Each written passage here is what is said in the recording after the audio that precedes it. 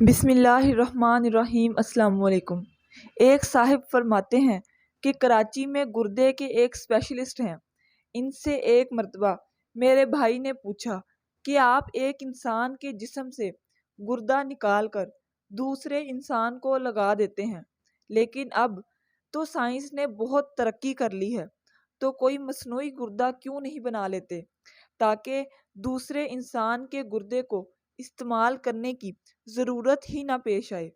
وہ ہنس کر جواب دینے لگے کہ اول تو سائنس کی اس ترقی کے باوجود مصنوعی گردہ بنانا بڑا مشکل ہے، کیونکہ اللہ تعالیٰ نے گردے کے اندر جو ایک چھلنی لگائی ہے وہ اتنی لطیف اور باریک ہے کہ ابھی تک کوئی ایسی مشین ایجاد نہیں ہوئی جو اتنی لطیف اور باریک چھلنی بنا سکے۔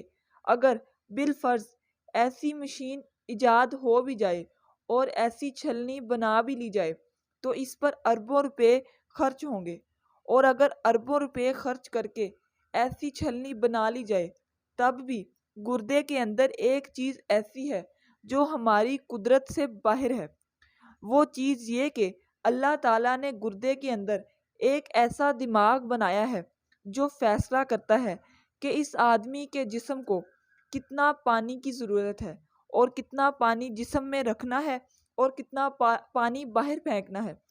ہر انسان کا گردہ اس انسان کے حالات کے مطابق، اس کے جسم کے مطابق اور اس کے وزن کے مطابق یہ فیصلہ کرتا ہے کہ کتنا پانی اس کے جسم میں رہنا چاہیے اور کتنا باہر پھینکنا چاہیے، اور اس کا فیصلہ 100% درست ہوتا ہے۔